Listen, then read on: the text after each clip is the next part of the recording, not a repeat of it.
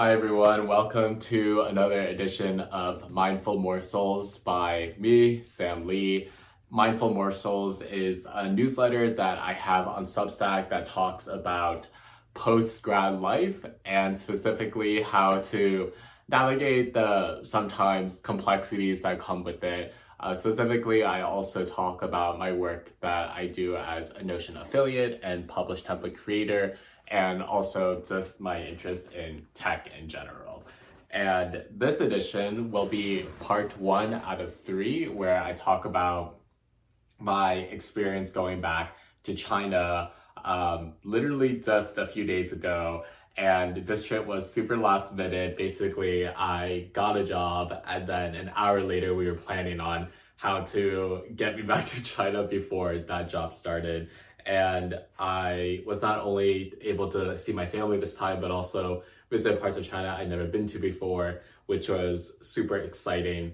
And when I came back, I had a lot of this content that I wanted to find a way to best package and filter because a lot had happened and I felt like there was a lot to be said, but I didn't really know how to talk about the trip. So this is my attempt in 3 parts. And this first part is going to focus on extended family. And then the second and third parts will be tech in China. And the third part will be the Chinese American identity. So this podcast episode is supposed to be always an accompaniment to the written form. And this will accompany the first out of the 3 China stories. And this is about my extended family. So I'll just provide a audio counterpart to what I'm writing in the newsletter. So I start this story off by talking about what it means to visit my extended family.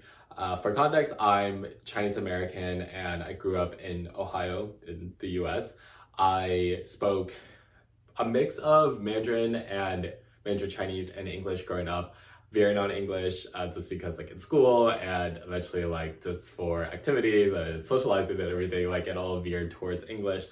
And my extended family, mostly they all live in China and they speak both Mandarin and then more of their province's dialect. So for my mom's side, that's Cantonese, and then for my dad's side, that's Hainanese. And for the purposes of the story and the trip, when I just visited my mom's family, I'm just focusing on that side of my family.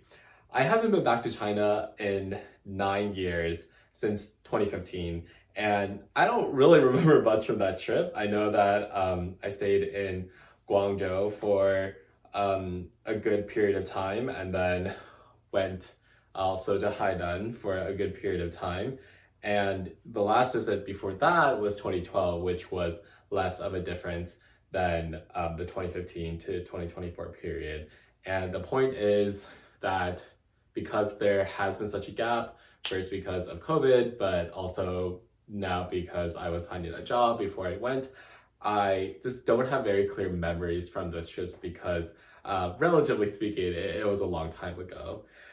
So that means that growing up, I've been apart from my extended family for most of my growing up, and my parents had immigrated to the US end of the 80s, beginning of the 90s for better opportunities. And I know my grandparents and other relatives have visited before, but it was all when I was very young and definitely not in recent times. I think it was definitely reassuring to me going over this time, knowing that I had become a stronger traveler, especially for a country like China since 2015 and 7th grade Sam. I not only became somewhat proficient in Mandarin Chinese by taking classes, Chinese classes at Georgetown and then getting proficiency in Mandarin Chinese, but also just through my major and other experiences, I was also able to just travel a lot to many different countries during my time, including the Dominican Republic, India, South Africa, Ireland, Ghana. And that really taught me okay, I always need a job meet on me. I always need to be ready to do anything at any point, but also ready to rest at any point whenever that opportunity comes up. And despite all of that, coming to China there was still that initial fear of like not knowing if my Mandarin was good enough or like my travel ability would be good enough. I remember that the first full day of the China trip, I had like a little irrational fear of asking my cousin like if we could go somewhere fun and like just explore a bit of the area that my relatives live in, which is called Foshan. And during like my time in Foshan, we were staying at a hotel, me and my mom, and like even just asking the cleaning lady for more toiletries was like a stressor for me, but managed to do it, and like obviously nothing that happened. And I think that meant that when I was with my family for meals or going around the town and shopping and seeing things, like the non-verbal communications took even greater significance, like when they would even like pass me the plate to like eat something or show me something that I hadn't seen before. And like I think for me that meant even more than normal because of this somewhat of a language barrier. Like those types of gestures just really meant a lot. And during that trip I just kept reflecting on that, about how lucky I was to have a family where again, just on my mom's side, like both my grandparents are still alive, was able to see like my aunt, my uncle, my cousin.